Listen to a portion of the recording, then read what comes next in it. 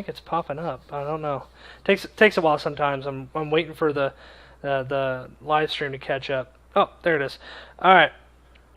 Hello, everybody. This is Draco or Anthony or whatever you want to call me this week. I don't even know anymore.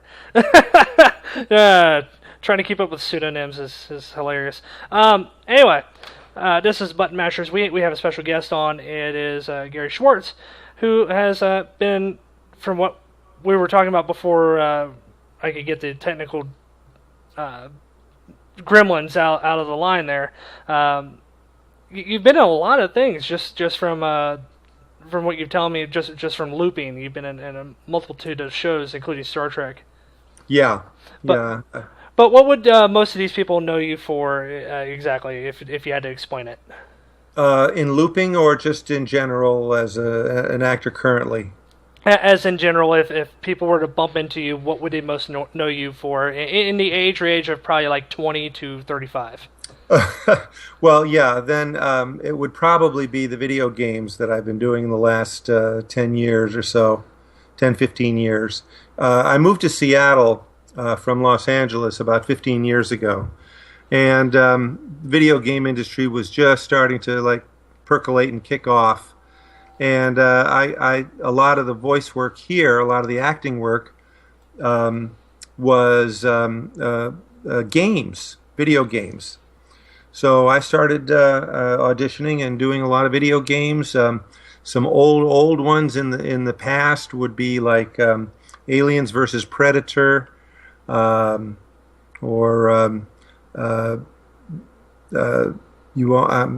can't even remember some of the titles. But currently, the games I'm working on or that I have worked on recently, obviously Team Fortress 2 is probably the big breakout game for me as a personality.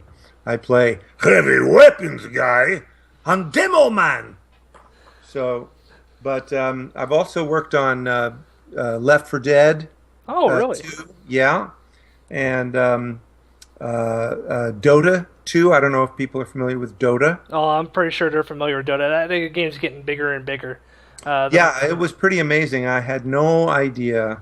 I did 4 characters in a very large collection of characters for that game, and I was invited to the international competition that they had here in Seattle a few years ago, and I was blown away by how big Dota 2 is worldwide. It just was incredible. Well, how does that make you feel, knowing that millions of people know your voice, and knowing now that the internet brings voice actors to the front light where they used to not be? Well, yeah, it's that first experience. Now, I had been doing voices for quite a long time, but it's fairly anonymous work. You go into a studio and you put down the tracks and you make the engineers laugh or whatever, and you go home.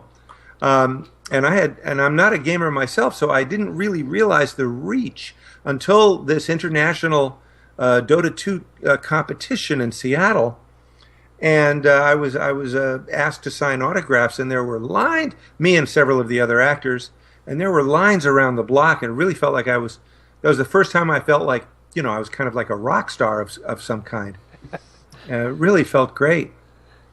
So, I was, and it was televised by about 10 international TV groups that were, broadcasting from Benaroya Hall, Chinese, European, Russian, all of these different television crews, and I met a very staid British television producer who was, of course, broadcasting to the UK and all of that, and very buttoned down, and he was saying. He didn't, of course, nobody knows your face, so yeah. He was telling me, he says, we're broadcasting this, all over the world, and we have about 5 reporters here on the floor, and so he asked me, he says, and how are you connected? And I said, well, I play, among others, I play Lich, and he goes, you're Lich! Oh my God, I don't believe it, I've done a documentary on you! Oh, isn't that just wonderful? Like to have that immediate star power that you didn't think you would have. It just completely floored me. It took me by complete surprise. But it's very flattering, and it's kind of fun. So I'm hoping to start to be invited to various Comic Cons soon. I know a lot of the other voiceover actors I work with are constantly going all around the world to Comic Cons and conventions, and I had no clue that was even going on. So I'm on a website now called conheroes .com, I think it is, conheroes.com. And I'm listed as one of the actors you can invite to a Comic Con. I mean, that's always something that's interesting. It's the first con you get invited to because it's one of those things where it's like, oh, I didn't think I was important enough to get invited, and then you get invited, and then you meet all those people that want that they want to meet you. They like your voice, or they like the way that you approach the character, that kind of things. I've seen it online. The people even dress like the characters. And do great impressions of my characters. It's really fun. Cosplay, voice imitations, those are great. I mean, just at BlizzCon in Anaheim, California, I think they're getting ready to do their thing. They have a cosplay contest. They have a voice match, or voice mimicking contest. They had a guy that was mimicking Deckard Cain, one of the characters in the game, who came so close that they actually thought he was the voice actor at one point in time. Aha! Wow. Well, that's cool. All right. So, like, when you're not doing voice acting or looping, you're doing the improv teaching? Yeah, I studied with a woman named Viola Spolin, who was the person responsible for literally creating the training system that gave rise to the very first improv company in America called the Second City. And I came across her in Hollywood, as I was first making the rounds there, and got to study with her, became a good friend of hers, and basically ended up being her protege. Now that she's gone for many, many years now, her work has kind of been, lost in the mist of time, unfortunately, and misunderstood. And a lot of other types of improv have come up that really bear no resemblance to the work that I was taught.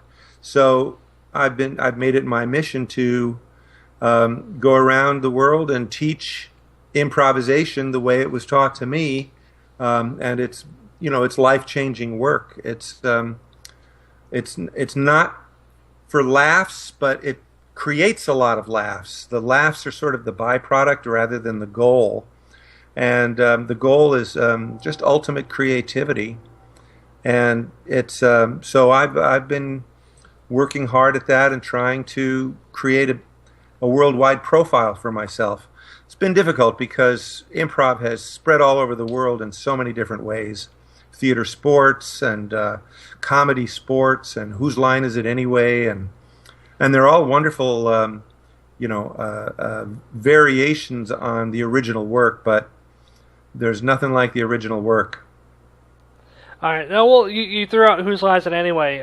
Since that's probably one of the forms of improv that most Americans and British TV enthusiasts will recall immediately. Sure. What can you express the differences between the improv that you were taught and Whose Line Is It Anyway? What's the major difference that makes it stand out like a sore thumb? Well, the improv I was taught was based on a book called Improvisation for the Theater. And it was originally created back in the 1940s and 50s by my teacher, Viola Spolin, to train children how to be on stage in really scripted material. But she had a great philosophy of not sort of wanting to tell children what to do and how to do it, but allowing them to discover how to do it. And so she came up with this thing called theater games. She would invent a game that would teach a skill.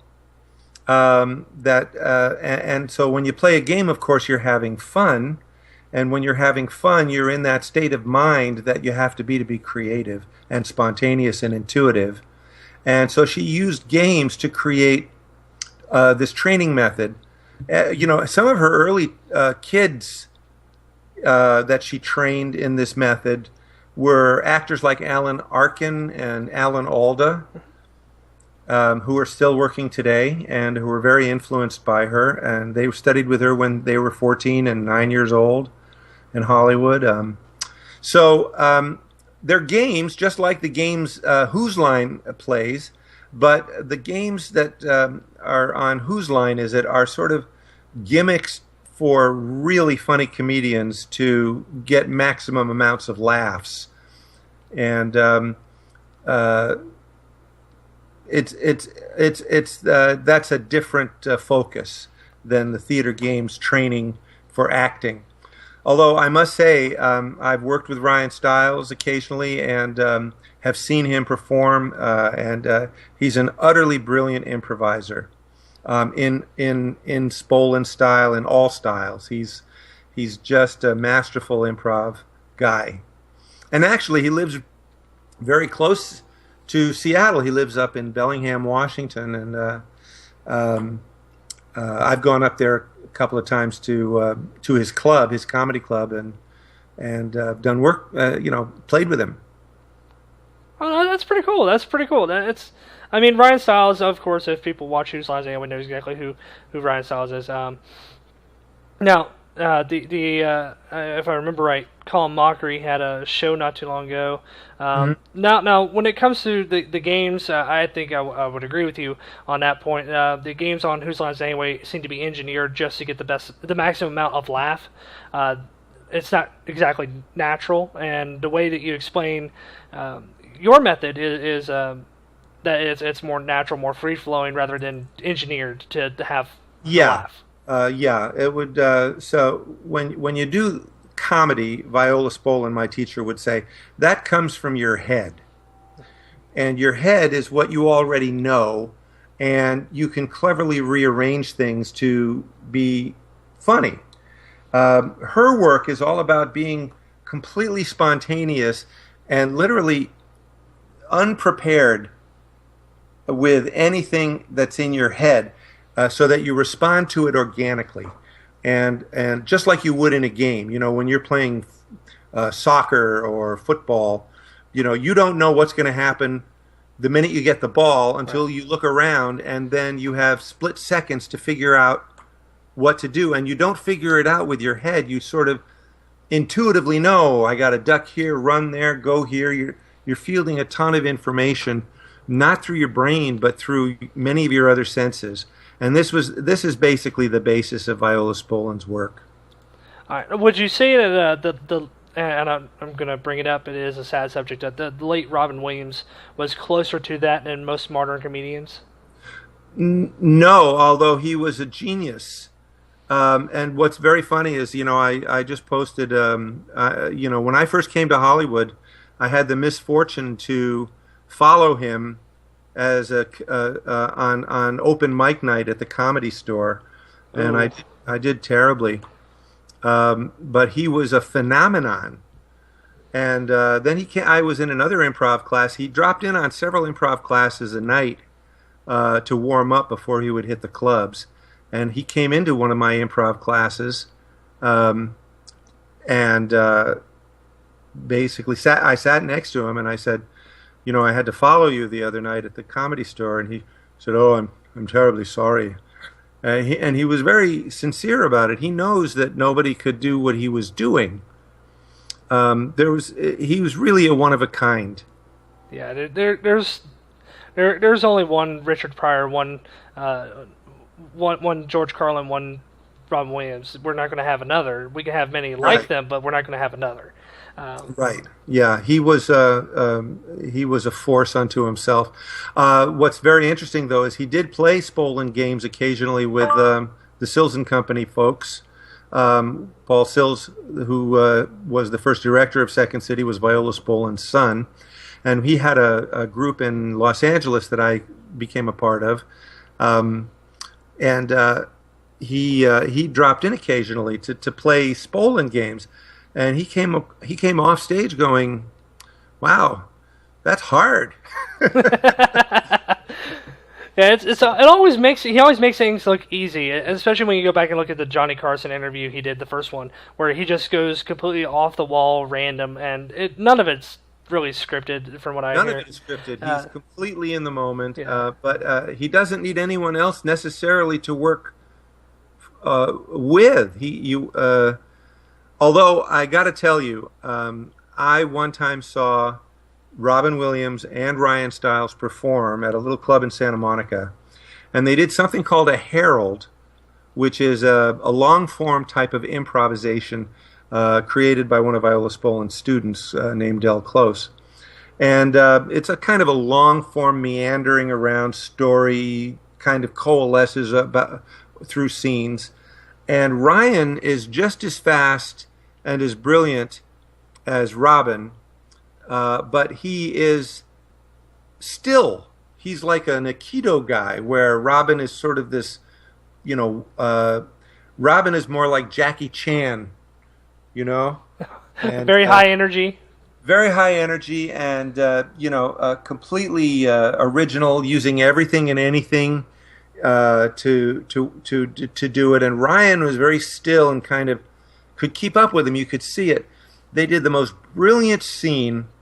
Spontaneously, they were at Ford's Theater the night Lincoln was shot, and they were actually John Wilkes Booth, played by Robin Williams, was auditioning to be in the show, and Ryan played the director of the play, and it was just hilarious. And Ryan kept giving Robin, here's some of your sheet music. Let's see what you got. Now let's dance. Show me your dancing, and now do a comedy monologue, do a Shakespearean monologue, and it was basically an audition, a world war, a Civil War audition. It was hilarious. All right. Well, that's a two really great comedians going at it, and I think it's wonderful. Improv has always been funny to me. I always like improv. It's more natural. It's not as constructed. You go to these comedians that tell the same joke over and over again. You want to see something that's new, fresh, and not done as much. Right.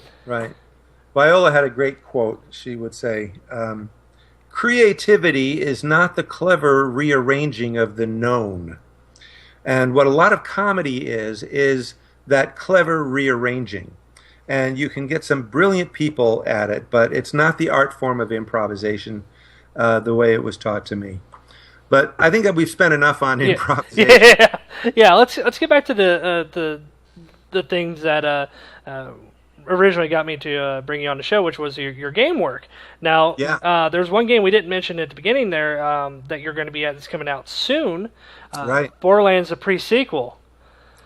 Yeah, Tales from the Borderland. Actually, I've done, I'm on that game, which I've been working on, I guess, for the past year. The module I'm working on, I don't think is out yet. Still being written and rewritten, and I keep going in for rewrites. And the character is great. His name is Felix, and he is the uncle of a woman named Fiona, who's they're con artists on the planet Pandora. And so I've been having a lot of fun with that. Prior to that, I have a great character on the game Star Wars: The Old Republic. Oh boy! And I play Langus Tuno, a Padawan posing as a Jedi. And the player can pick me up and play me through the whole game if they'd like to. Oh, so you're basically a companion character that can be used throughout the game as much as the character wishes.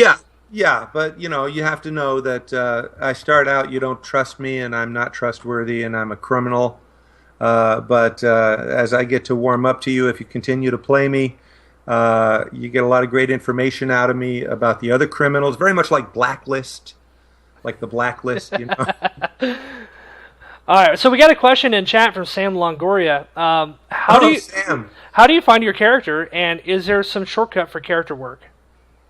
is there a shortcut for character work? Uh, You mean for video game character work? I'm guessing they're asking is there a shortcut to find your character for video game character work or for voiceover work in general? Not really. What they do is they send you some drawings of what the character looks like and a character breakdown. And based on that, you give it your best shot and you record what you think that character should sound like, given the parameters of the background that the writers have given you. You know, you have to say, you know, he's Russian.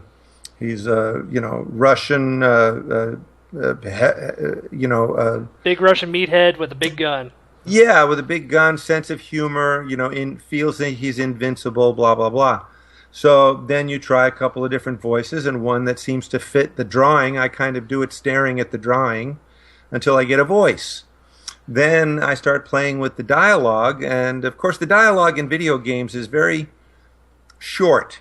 There are no real monologues. It's mostly responses to being blown up or being shot or shooting. So the character starts to develop once you get in the studio, and they start working with you, and they give you the scenarios that the character is in. In this situation, he's being shot at, and you have to say these things. And after you say six different versions of let's go get 'em, they ask you, or they did me anyway, what else do you think he would say? So I would just start coming up with pseudo-Russian things, and my whole goal is to just see if I could crack them up in the booth, and the character evolves that way in video games. It's sort of line by line. It's not like a play that's a full-blown, conceived of character. It's sort of an ongoing process, but you've got to get a voice and a personality right off the bat that perk up their ears to allow you to start working on the character once you're in the midst of recording. And recording takes a long time over many, a lot of different sessions or several sessions over the course of 6 or 7 months or a year even. I remember starting Star Wars Old Republic, I think in 2008. Yeah, it was a long time coming. Yeah, and and then a year later they would bring me back for another 600 pages, and then a year later some more, and eventually the game gets fleshed out. It's kind of a work in progress as you are working with the writers who are constantly trying to come up with the storylines. All right, another question from the really new mop. How did you first come to voice act for Team Fortress 2? Well, how did I come to voice acting? Well, I just basically was sent a picture of the characters by my agent, and they just said, record whoever you think you could do. And so there were a lot of different characters and different accents, which accents are a lot of fun for me. And so the two that come most naturally to me are the Russian, because when I improvise, that we do an improvised gibberish. My gibberish always sounds very Russian, and so I did the heavy weapons guy first, and sent the lines, recorded the lines, and sent them in, and then I tried my hand at the one-eyed black Scottish bummer, and so I did a couple of tries of kind of a maniac Scotsman who has one eye and who is black, and came up with a read that they liked. So I got those two characters. And they basically, after I emailed them to my agent, I got a call saying, show up at such and such a studio, and that's how it started. All right. So, how many times did you actually have to say sandwich? Oh, a lot of times. Did you know that there was an actual an animation to that character saying sandwich multiple times in a row, and then singing a song about it? No, but I did. I also say "cry like baby," and somebody took all of the samples of my saying the word "baby" and did a Justin Bieber song. Yes, he did. Oh man, it's just amazing what people can do with newer technology.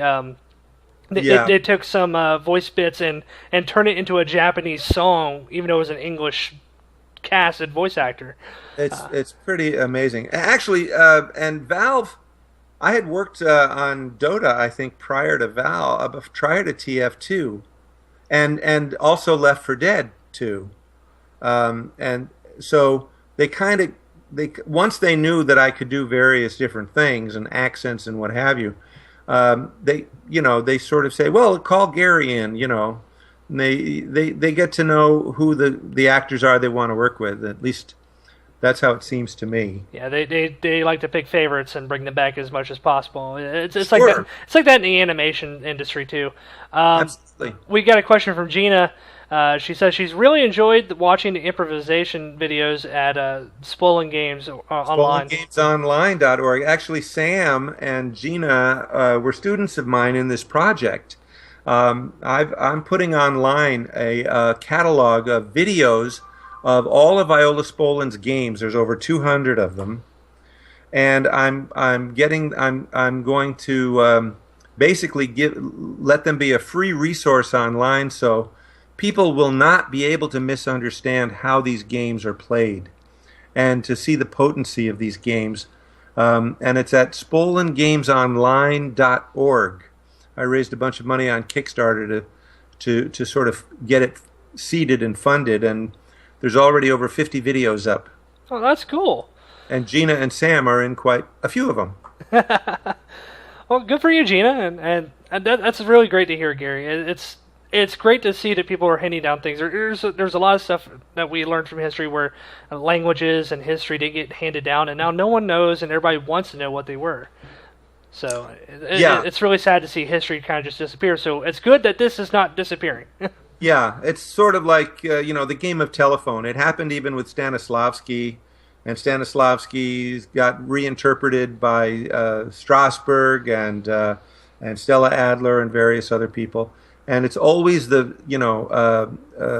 people change it and manipulate it, and the same. I'm going to say the same with me, although I'm only one step removed. So I figured now with the technology the way it is, we can lock it in and people can really see how it's done.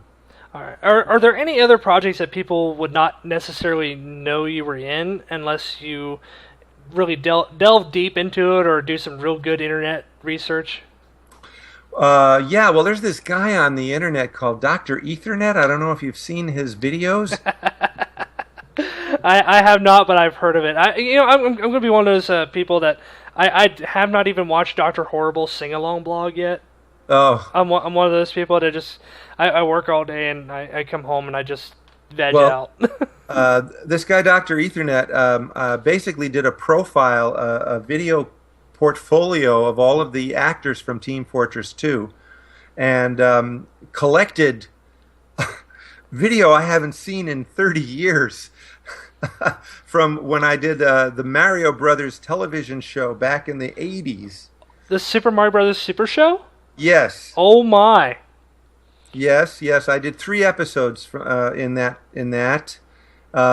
All the while I was working on another children's show, a live-action children's show called Zoobly Zoo, which I played a giant fox named Bravo, and it was a great, fun character. And we did 65 musical half hours. It was a beautifully produced show, and it ran only a couple of years. But there's still a lot of fans of Zoobly Zoo. You can go online or on Facebook and sign up to. I have a fan page, the Bravo Fox fan page. There's the Zoobly Zoo fan page, and there was even talk about us. We did a reunion last year, 27 years later, Wow.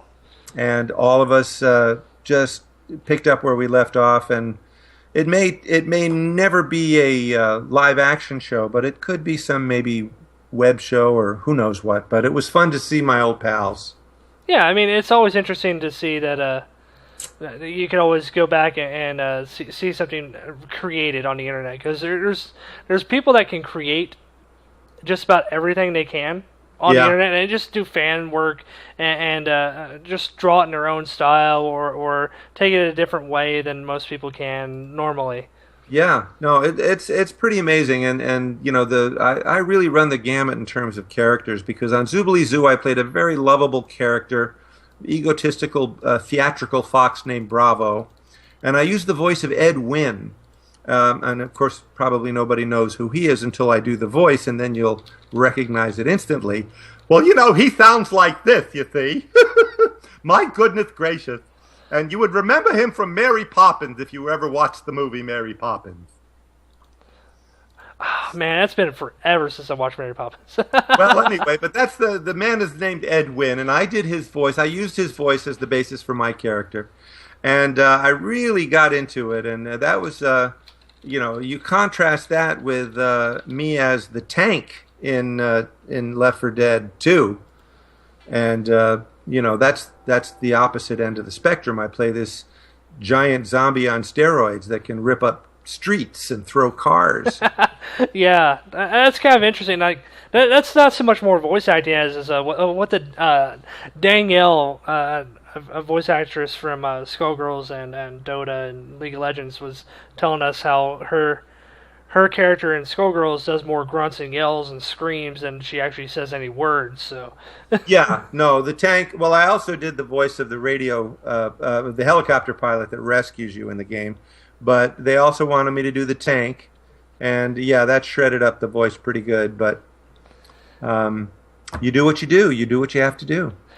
Sam says, I know you direct a live stage theater in North Bend, east of Seattle. What is your next production? Well, the next production is a Canadian comedy called Opening Night, and it's gonna open in October, and I think we got the dream cast for this little show. Yeah, it's a little 100-seat theater just 30 miles east of Seattle, and I've run that theater for 10 years. I founded it and built it. And we've been doing wonderful productions over the years. I'm not directing it, but I'm producing it. It's a really. Do you know the TV show Slings and Arrows? Ooh, no, I can't say I have. Anyway, it's a Canadian television show about this sort of second-rate theater company. That's what this play is about, and it's written by a very prolific Canadian playwright named Norm Foster, and it's just going to be hilarious. All right, so you do a range of I would say acting. You go from voice acting, which no one can see your face, to stage acting and improvisation. You've got a wide range of talent there. Well, if you must know, I began my career at the age of 13 as a mime. Really? Yeah. Were you trained, or is it just something you just played around with? I kind of picked it up from TV. You know, my idols were Jackie Gleason and Red Skelton, and Red Skelton. Remember Red Skelton? Okay, good. Oh, my parents made me watch Red Skelton. Well, there you go. Well, they did a good thing, because he was amazing. So I started at 13, touring with something called a Clearwater Sloop. Pete Seeger was a folk singer, and he had a campaign to clean up the Hudson River back in the 60s when it was terribly polluted. Mm-hmm. And he and Arlo Guthrie and Don McLean and some great folk singers got this big schooner to travel up and down the Hudson River and do these folk festivals on the banks. And we were a mime troupe that was hired to sort of entertain the crowd while the concert was getting set up. And that was my first experience as a performer. I later on went and studied mime formally, and when I first hit LA, I was an accomplished mime for about 13 years by that point, and met a friend of mine named Caleb Chung in a mime class, and we became the mime comedy duo of Schwartz and Chung. You can actually look us up on YouTube. I have some old videos. And Caleb and I were a great kind of comedy team for about 17 years. When I got the TV show Zoobly Zoo, we both were up for it, and he didn't. He became a toy designer because he was very interested in special effects. Okay. And he ended up doing very well. He invented the Furby. Oh wow. Yeah. He's pretty well off then. Yeah, he was instantly well off. And he also invented this other really incredible robot called Pleo the dinosaur. I think I remember that. Yeah, and I was the voice of Pleo. Oh, that's cool. I mean, Yeah. that's good for him. Good for him to include you in on that. Oh, yeah. Well, we're still best friends. He just, as a matter of fact, was here for a visit not long ago. So, but yeah, but our careers I was a mime, and I got bored with mime and kind of talked Caleb, my partner, into taking off the white makeup because it was sickening to. Mimes were starting to become pests. You know, they weren't artists anymore. They were just out there mocking people and asking for money, and so. I wanted to branch out, and that's when I met Viola Spolin, and my life changed. So I tell people that my career started out being seen and not heard, and has ended up being heard and not seen. Well, that's going to hopefully change because you're going to be invited to cons hopefully now. I would love to be invited to some cons. That would be great. Yeah, especially I don't understand why they haven't invited you to cons. You're the voice of a character from a very well-known game. Everybody knows what Team Fortress 2 is. I mean, everybody does. I'm finding that out only recently that the character is that well known and I guess iconic. Yeah, he's pretty iconic. Now, one more question about Team Fortress 2. Were you able to get were you able to get access to view any of the videos that you did the voices for? Because like you did Meet the Heavy and all that kind of stuff. The latest ones that came out with Man vs. Machine, did you get to see any of the videos for that at all? No, no. Okay. Not even no. I did see Meet the Heavy. They showed me Meet the Heavy. That was the very first thing they showed me. After we did the initial recording. What's fun also is that they videotape your face in the early stages. So my expressions are a lot. The Heavy's expressions are a lot like my expressions. I don't mean to laugh, but that's kind of interesting in a way. It's not motion capture so much. It's more of no. It's just reference for the animators. As a matter of fact, I consult at the University of Washington in the computer animation department, and I teach acting to animators. I worked for a couple of years at a school called DigiPen, which is devoted to teaching video animation and to crank out the next generation of video animators. Yeah, it's the video games are the big money making thing right now. So. Well, not for the actors, but yes. Yes, and not for the actors yet. Unfortunately, a lot of voice actors I hear don't get barely a penny for the millions that sell. So it's true, but still, there's room to negotiate. Yeah, there's always room. So like when you get asked to do a video game, what's the first thing you do? Do you look at the character or do you look at the script? And I know there's some actors that like to look at the script and say, nah, this is not for me. Do you like to look at the character or the script first, or does it matter to you? You just... Well, I'm sort of getting known a little bit for these kind of over-the-top type characters, and so I don't get a lot of these very straight characters who do the straight voices, the more straight voices. I'm kind of more less known now for doing bit over the top and dialects particularly.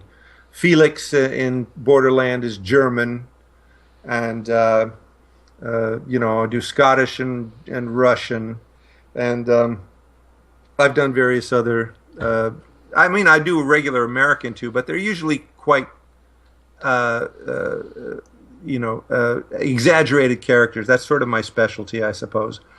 But I will give it my best shot when I see, a picture of you know, a uh, a regular looking elf or wizard, and I usually don't get those though. I get the kind of comic over the top ones.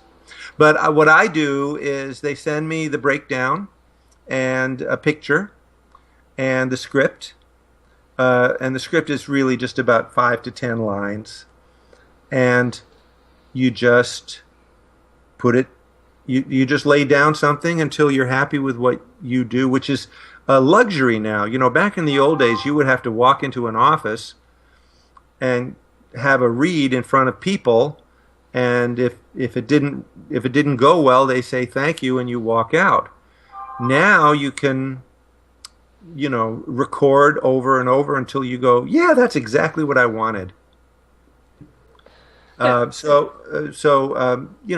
happy with all of my auditions, and the ones I seem to get are the sort of more out there characters. Well, it's not always a bad thing. The out there characters are kind of needed to balance out the straightforward characters. Because if we had just all straightforward characters, it would be kind of, I don't want to say boring, but it would slow down the pace a little bit more. The out there characters kind of bring the pace up. They kind of bring the energy to it. So I mean, it's a good thing, and then it's also a bad thing because you get pigeonholed for that. Well, I don't mind that. Actually, there's so many voice actors out there, and if you can find a niche and occupy it, more power to you is what I tell voice actors. They ask me, a lot of voice actors ask me, what do you do? And I tried to be all things to all people, and it just basically confuses the producers. So if you get known for a couple of things, then when those projects come along, your name comes up first. You're on the short list. Yeah, I mean, that's kind of like Mark Hamill and playing the Joker. Yeah, well, there you go, exactly. And the nice thing about TF2 is almost all of the characters are over the top. Yeah. And so I got to tell you, and I know several of the actors, they're here in Seattle. We have a ball with them. They are so fun to do. I'm kind of wondering why, because TF2 is kind of a big game to a lot of people. A lot of people have played it. A lot of people still play it. Why there isn't a Team Fortress Con? Because there's a Minecraft Con. There's a BlizzCon. There's a lot of these different cons dedicated to either one series or one company. Why isn't there a Team Fortress Con? I mean, it would be interesting. You could have a red side and a blue side, and there you go. Well, hey, put it in the suggestion box. Valve has a lot of great titles, and Team Fortress 2 is just one of them. Yeah. They have a lot more titles coming out too. I mean, the Steam Greenlight helps a lot of indie programmers just bring their games to people on Steam, and Valve's gotten some flack, but really they're one of the most innovative companies out there. And to be honest with you, I like their snack bar. Their snack bar is legendary. Well, it's fun to work for Valve because they do, give you a little bit of free reign, and you definitely want to bring your stuff to it, and that's great. So I do like that, and I wouldn't mind going to a Team Fortress 2 con, or I went to that Dota con and I was blown away at the mass of people.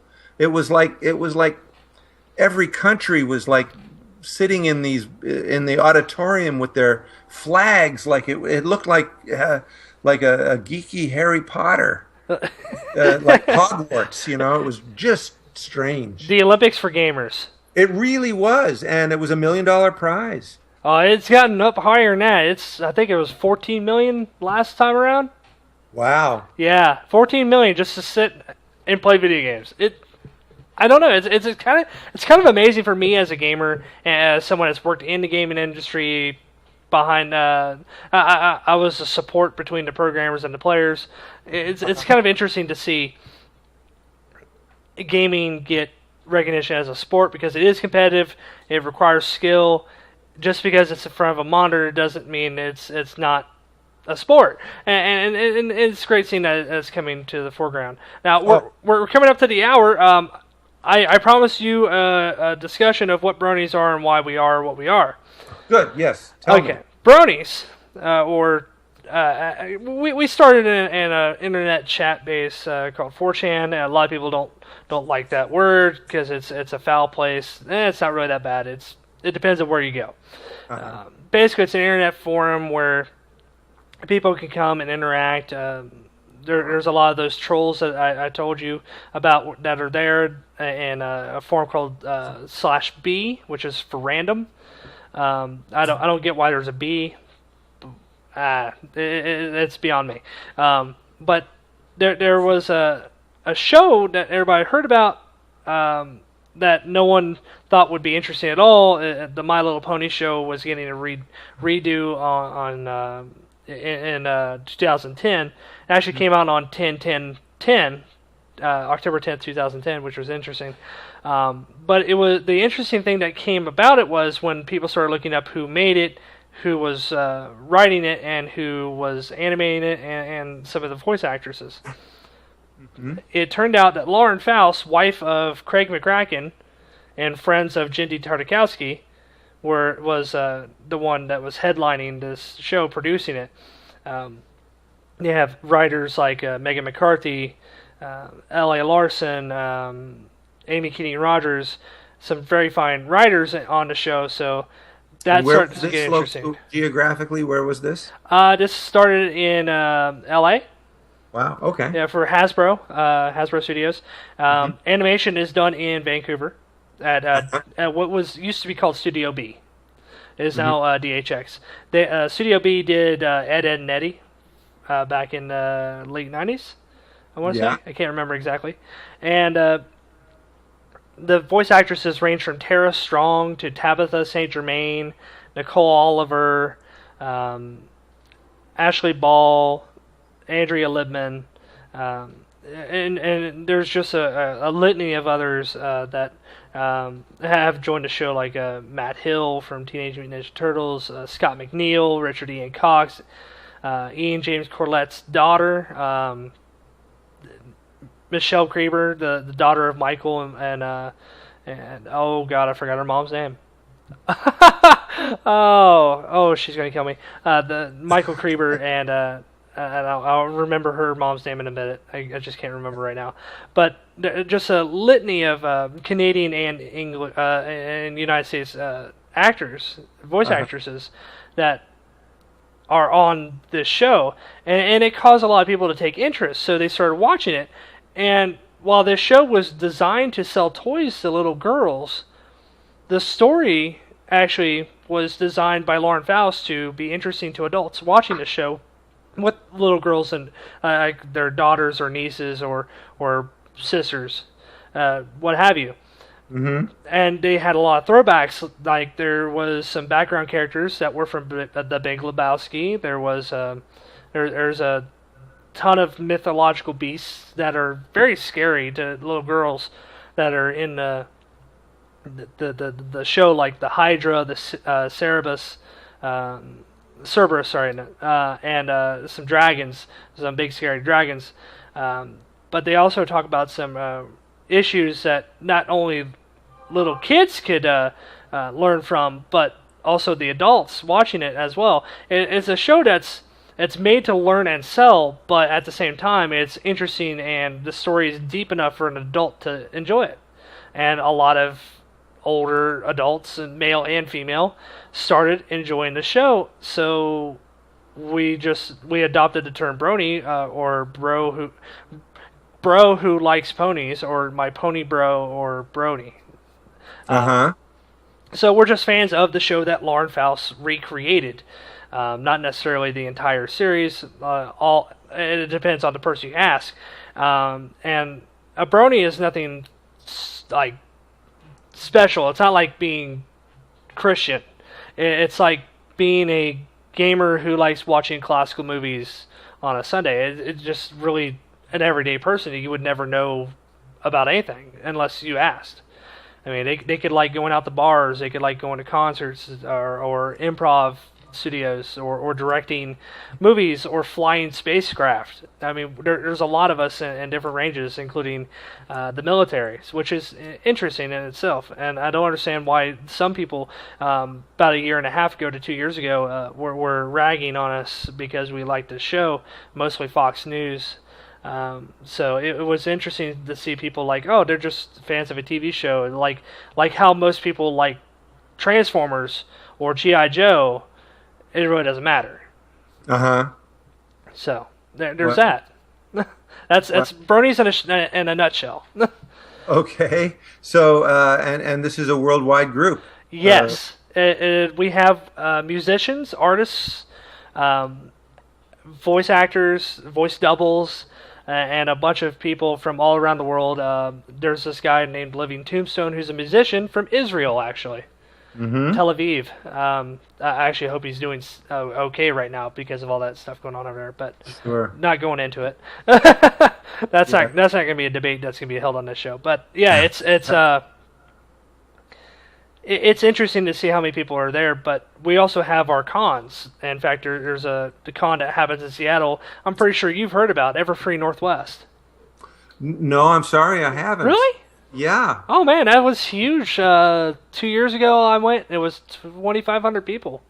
Well, again, cons haven't been on my radar up until this year when I found out that a lot of the other TF2 actors. John Patrick Lowry. Yes. And Ellen McLean. Ellen McLean's, of course, the voice of GLaDOS. Yes. She's like a superstar. Oh yes. Well, they go all over, and I've just only recently sort of looked up and said, hey, I should kind of be doing some of this stuff. And I know there's the Emerald City Con coming, a Comic-Con coming up soon or something like that. Yeah. But I might be a little, I mean, they have major stars, but I know some major stars. I mean, you should go too. I mean, it's if all else, if you're not a guest, you should at least go to experience it because it's something else. Because I hate to say it, but with it, since it's your voice, with the ability of, and I don't want to call you a troll, but the ability for you to be able to troll people at these conventions just to get a rise out of them for the good, not for bad, would be like just standing in line and do your voice, or just walking down the hall and do the voice, and it would turn so many heads that you might actually cause a couple people to need neck braces. Well, it's really fun. I'm starting to have a little fun with it. I was just down in Los Angeles with my improv group, the Spolin Players, videotaping some of their work and coaching them. We went to this little bar in Burbank called the Tin Horn, and at the end of the night, the bartender, I guess, overheard me do the heavy voice, and he asked if I was the heavy, and I said, yeah. He said, do you mind if I get a selfie with you? So I said, hey, better than a selfie, turn the video on and I'll give you a little shout out, They go, this is my friend Jacob. Right? Yeah, I actually saw that on Reddit about a week ago. Now, that's the next thing. The next thing I know, I get a link from somebody saying, this has been trending on Reddit. And I started reading some of the comments. First of all, some of my former students from DigiPen were the first to make comment about it. But about 10 comments down, there's a green line that said, oh my God, the voice of the heavy is the skinny old bald guy? Awesome.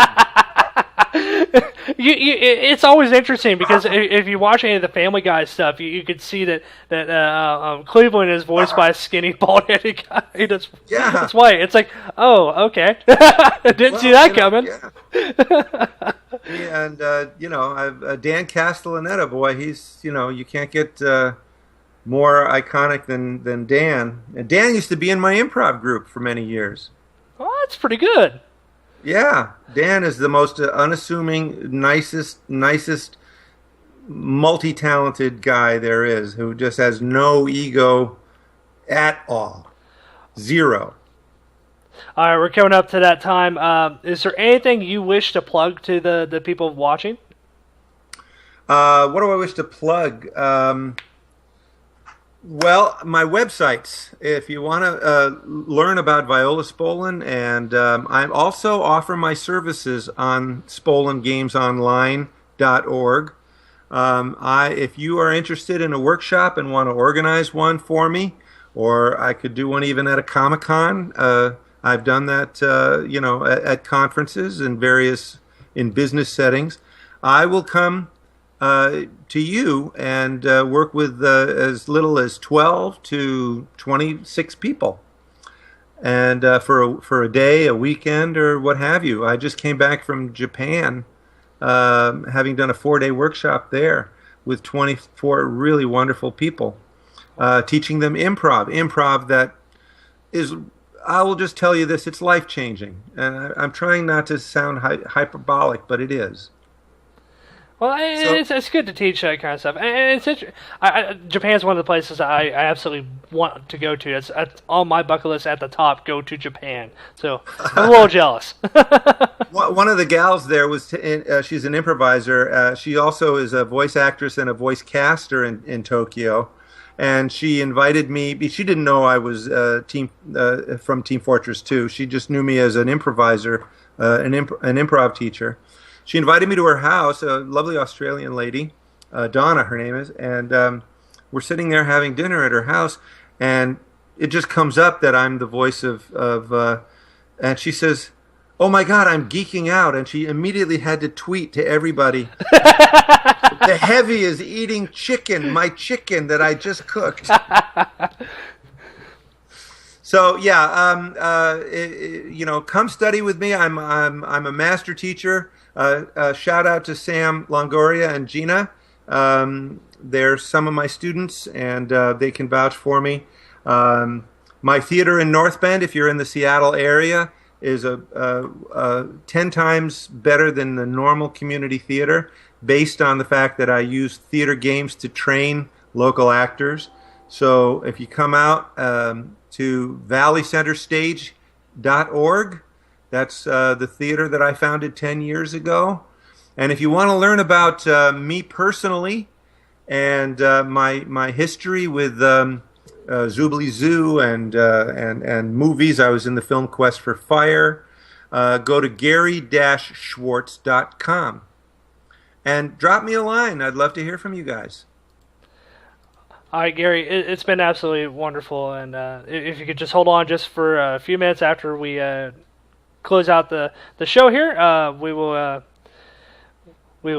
do that thing that I'm pretty sure our listeners will enjoy. Okay, that's right. So you want me to? Do you have a script for me? Oh, I have a basic script, so we'll go ahead and do that. So anybody, if you want to go ahead and follow Gary, he is on Twitter. Let me Improv Maven is my Twitter handle. Improv Maven. Improv Maven. Yes, and you go follow him on Twitter and just petition these conventions. Tell them to bring him to conventions so that way you can experience it. Tell them heavy will make them cry like babies. Entire team, baby. Yes. I gotta admit, I love playing the heavy sometimes on Team Fortress 2. Although I do like the engineer a little bit more, just because I'm always busy, so the engineer allows me to plant and do things on the other screen. Yeah. Unfortunately, the gun doesn't fire itself, so I have to. But he's interesting. Like when I'm in a mood and I gotta play some heavy metal music, heavy time. Just go around. And Demo Man, don't forget Demo Man. Yeah. It's Bootless Crumpy.